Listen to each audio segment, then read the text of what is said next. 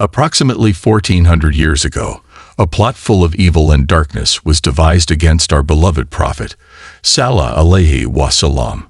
This sinister plot has not disappeared with time. In fact, it continues to lurk in the shadows, but now its targets are the leaders of today's nations. You might wonder what this dangerous phenomenon that has transcended generations is. It is black magic, a practice that continues to evoke fear and mystery. What I am about to tell you may sound unusual and incredible, but it is important to know that knowledge about magic came to humanity through two angels, Harout and Marout. These angels, mentioned in the Holy Quran, have inspired numerous fascinating tales. However, it is essential to approach these narratives with caution, distinguishing between what is legend and what is reality. If you are ready to delve deeper into this topic, I invite you to continue. The Prophet Muhammad, peace and blessings be upon him, emerged as a guiding light in the Arabian Peninsula, a place that would soon witness the spread of his message across the world. His influence was not limited to the confines of his region, but extended widely, being recognized as the messenger of Allah, entrusted with delivering the final divine message to humanity. However, despite the purity of his mission and the wisdom of his teachings, our noble prophet was rejected by some groups who saw him as a threat to their beliefs and way of life. These groups, blinded by envy and hatred, could not comprehend the magnitude of the truth that the prophet brought. And so, in their ignorance, they devised malicious plans to stop his mission. The Quraysh tribe, to which our beloved Prophet Muhammad, peace and blessings be upon him, belonged, had long taken on the responsibility of tending to the needs of the pilgrims who came to the sacred Kaaba, as well as maintaining this holy place in the conditions that its sanctity demanded. However, the arrival of a prophet from among them drastically changed the dynamics of power and prestige that this tribe had maintained for generations. Unable to accept the truth that the prophet preached, some members of the tribe, along with certain Jews residing in the region, began to see him as a threat that had to be eliminated at all costs. Thus, driven by desperation and malice, they devised a diabolical plan. They attempted to cast a spell on the prophet, using all the knowledge and rituals of black magic they had acquired over the years. This spell, although aimed at the prophet's heart and mind, could not penetrate his thoughts, for Allah, in his infinite mercy, protected his messenger from such evil. Despite their efforts to harm the Prophet Muhammad, peace and blessings be upon him, the spell cast by these conspirators did not manage to penetrate his mind or thoughts. Divine protection shielded him from any influence that could have diverted him from his sacred mission. However, this spell, although ineffective in its primary purpose, did cause a slight physical discomfort to the prophet. It was created using a comb, fallen hair, and a male palm shoot, objects that had been manipulated with dark intentions. But Allah, exalted be He, did not leave His messenger in ignorance. He revealed the nature of this evil, who had perpetrated it, and the exact location where the items used to carry out the spell had been hidden. With the guidance revealed by Allah, the Prophet Muhammad, peace and blessings be upon him, took steps to undo the evil that had been directed against him. He sent two of his closest and bravest companions, Ali and Ammar, to the well of Zervan, where the spell had been hidden by the conspirators. The two companions diligently obeyed, emptying the well whose water, due to the spell, had acquired a color similar to henna. They lifted the stone covering the well and found the objects used in the spell. At that crucial moment, according to sources, the angel Jibril alayhi salam, descended, bringing with him surahs Al-Falaq and An-Nas, which the prophet recited. With each verse that was recited, a knot of the spell was undone, until finally, when the last knot was untied, the prophet was freed from the physical effects of the spell and quickly regained his well-being. Thus, this episode, which had been orchestrated with such malice, ended with divine intervention, once again demonstrating that no evil can prevail over those who are protected by Allah. But a fundamental question arises: Where does this dark knowledge come from that allows some to intervene in the lives of others through supernatural means? Who or what entity introduced humanity to these practices that defy the natural laws established by Allah? To explore this unsettling question, we must travel in our imagination to a cave located in the ancient and mysterious city of Damascus, Syria. This place is the subject of numerous rumors and legends, some of which claim that even world leaders have secretly sought the mysteries hidden there. It is said that this cave has a direct connection with the two angels mentioned in the Holy Quran, Harout and Marout. The stories and legends surrounding these two angels are so numerous and filled with astonishing details that one cannot help but feel the need to verify the reliability of these sources. It is essential to approach these narratives with a critical mind and firm faith, always remembering that the absolute truth is known only to Allah, exalted be He. Magic, with all its dangers and temptations, is a test that has accompanied humanity since time immemorial, and the events related to Harout and Marout are a key piece in understanding how this test has manifested throughout history. The prophet Sulaiman, known as Solomon in Jewish and Christian traditions, is revered not only as a great king, but as a prophet and sovereign in Islam. His rule extended over vast lands, from the banks of the Euphrates River to the Sinai Desert, an extensive and prosperous kingdom under his wise administration. However, what most distinguished Sulaiman, alayhi salam, was not only his ability to govern but the supernatural gifts that Allah bestowed upon him. Under his command, the region enjoyed lasting peace, unparalleled prosperity, and wealth that amazed all who beheld it. However, as with all prophets, Sulaiman also faced challenges and difficulties. One of the greatest challenges he had to confront was the disbelief and suspicions of the children of Israel. Many of them, unable to understand the true source of his power, began to spread rumors that Sulaiman obtained his extraordinary abilities through magic. These false accusations spread quickly, obscuring the truth that all of Sulaiman's powers came solely from Allah, who had endowed him with wisdom and abilities beyond what any human could achieve by their own means. Despite these malicious rumors, Sulaiman continued his prophetic mission, demonstrating that his true strength lay in his faith and obedience to Allah, not in the deceptions of magic. Over the years, the rumors about Sulaiman, alayhi salam, never ceased to circulate.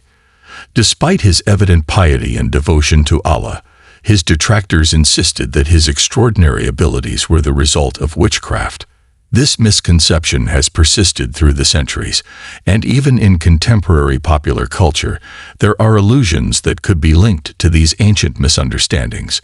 For example, in the famous work of fiction, The Lord of the Rings, there is a character known as the Witch King, whom some might consider a distorted representation of Sulaiman. However, it is crucial to remember that such representations have no basis in reality or in authentic Islamic history.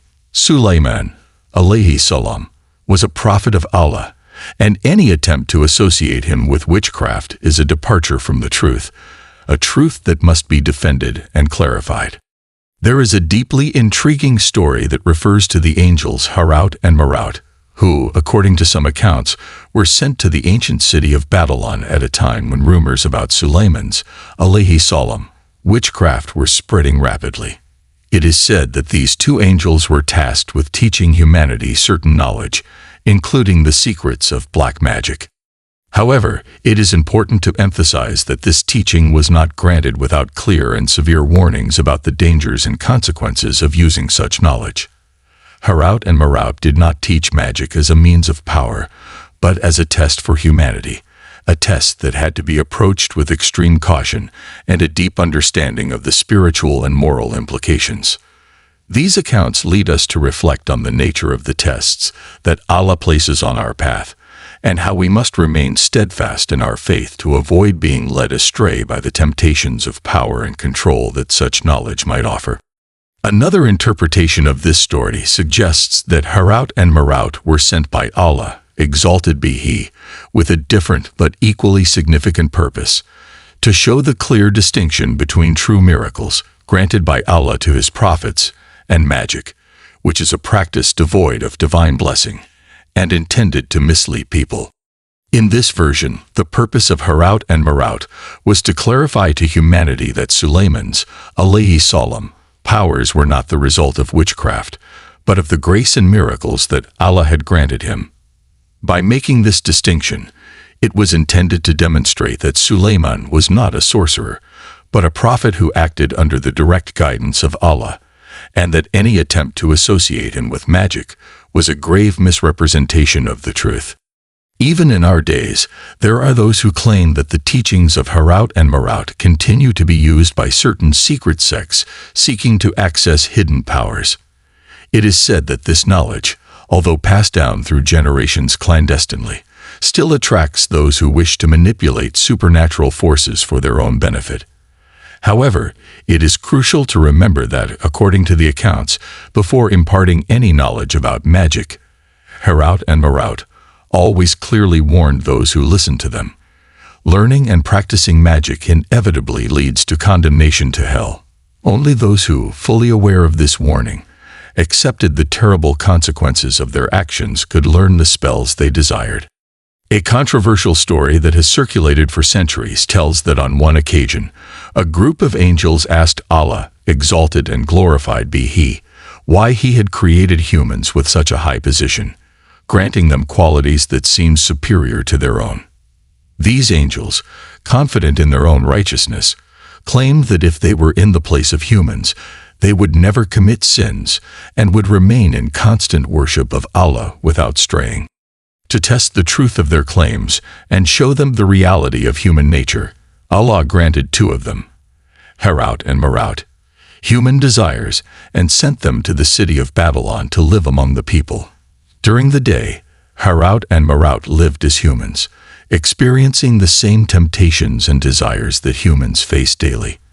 However, when night came, they recited a prayer that allowed them to return to heaven, preserving their angelic essence. Nonetheless, over time, these angels, who had initially trusted in their ability to resist temptations, succumbed to their human desires.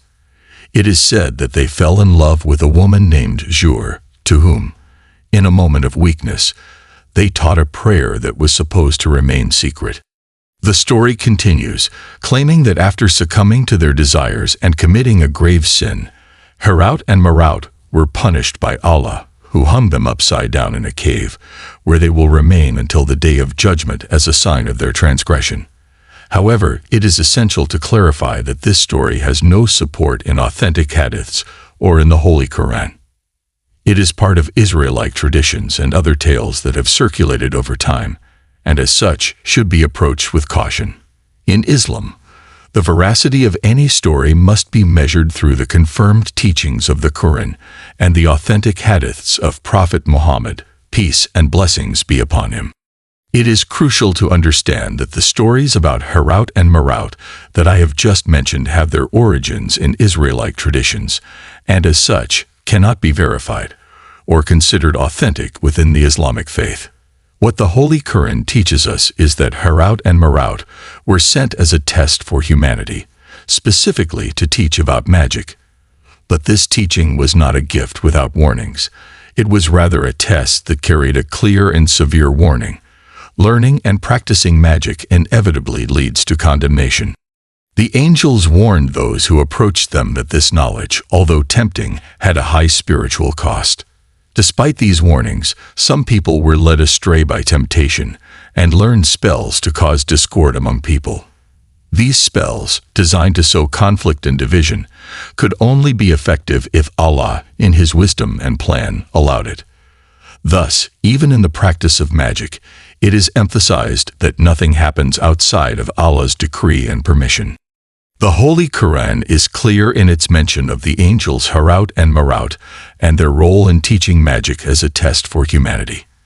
Despite the evident dangers and the explicit warning about the eternal consequences that such practices could bring, including the threat of hell, there are still those who choose to ignore these warnings and continue to engage in magic.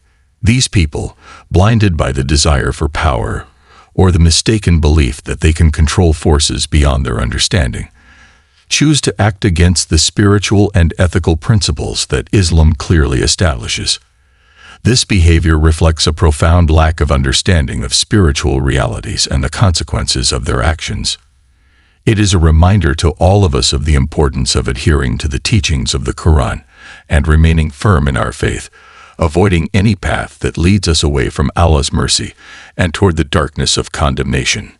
Magic, in all its forms, is not only a physical danger but a spiritual threat that can lead people astray from the straight path and into perdition. A persistent and intriguing rumor suggests that even today, there are those who seek to unearth the secrets believed to have been taught by Harout and Marout, with the intention of using them for malicious purposes. This desire to access hidden powers has led some to explore dark and dangerous paths, in search of knowledge that is said to have been transmitted by these angels. However, this raises disturbing questions. How is it possible for someone to access these secrets? Where are Harout and Marout today, if they still exist in some form? This is where the jinns, beings that exist in a dimension invisible to humans, come into play in many of these stories. It is believed that the only way to contact or attempt to access the forbidden knowledge of Harout and Marout is through sorcerers who have learned to invoke and control these jinns through powerful spells. According to some ancient scholars, there is a belief that Harout and Marout, the angels who were sent as a test for humanity, reside in a hidden cave in Damascus, Syria. This cave, shrouded in mystery and fear, has been the center of numerous stories and legends that have persisted through the centuries. The accounts surrounding this place are truly terrifying, filled with warnings about the consequences of venturing into territories beyond what humanity should explore.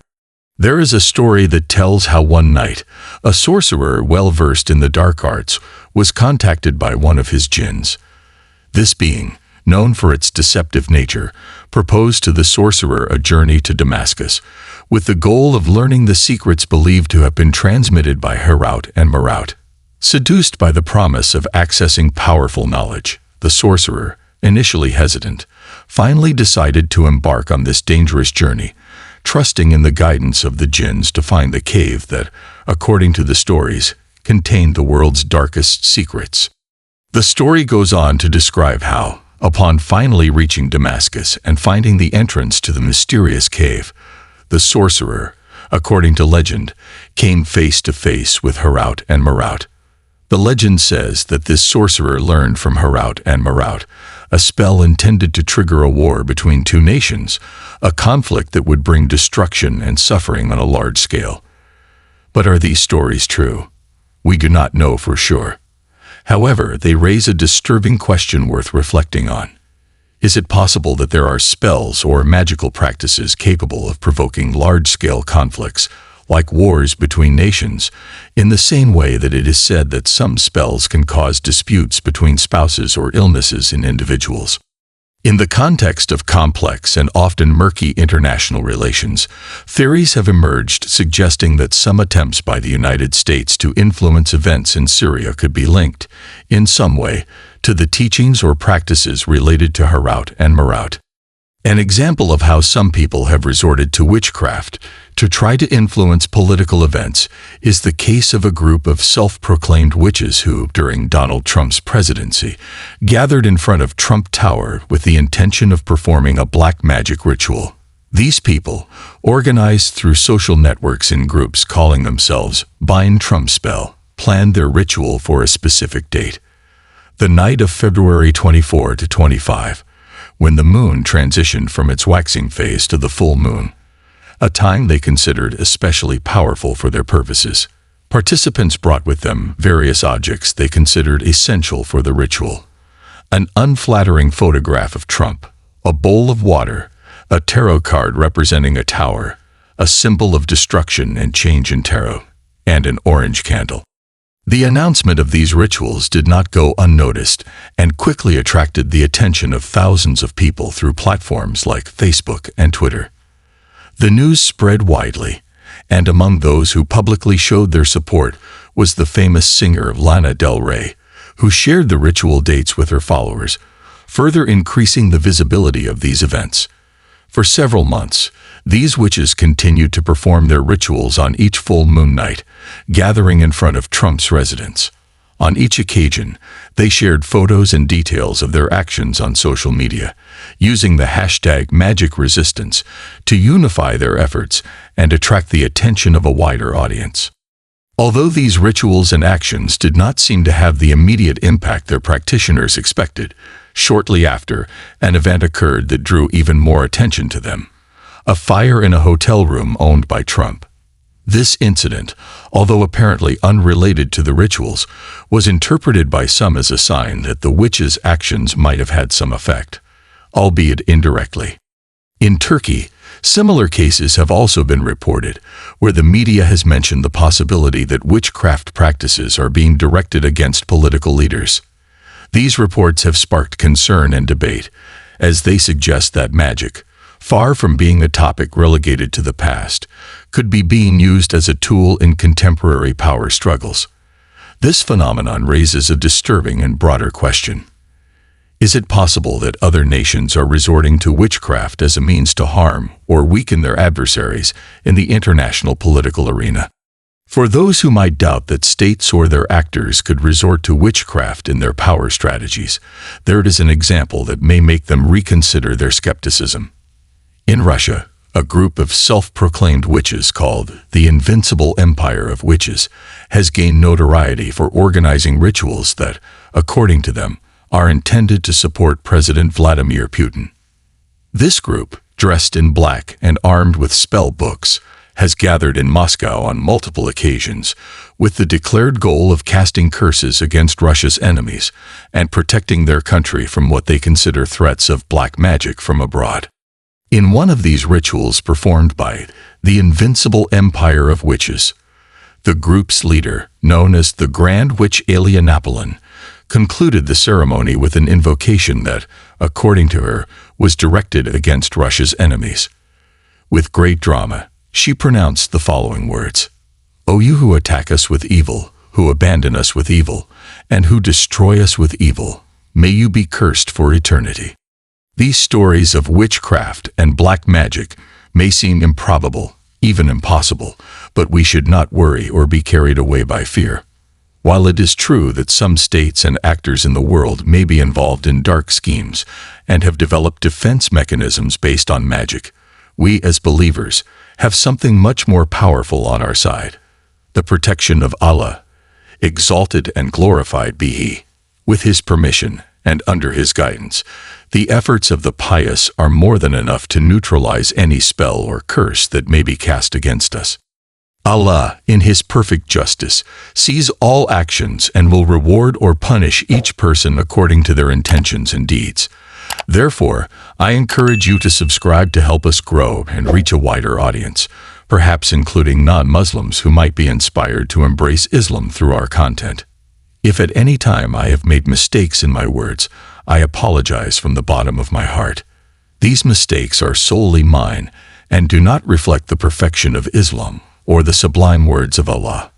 I look forward to seeing you very soon in a new video. Until then, may Allah bless and protect you.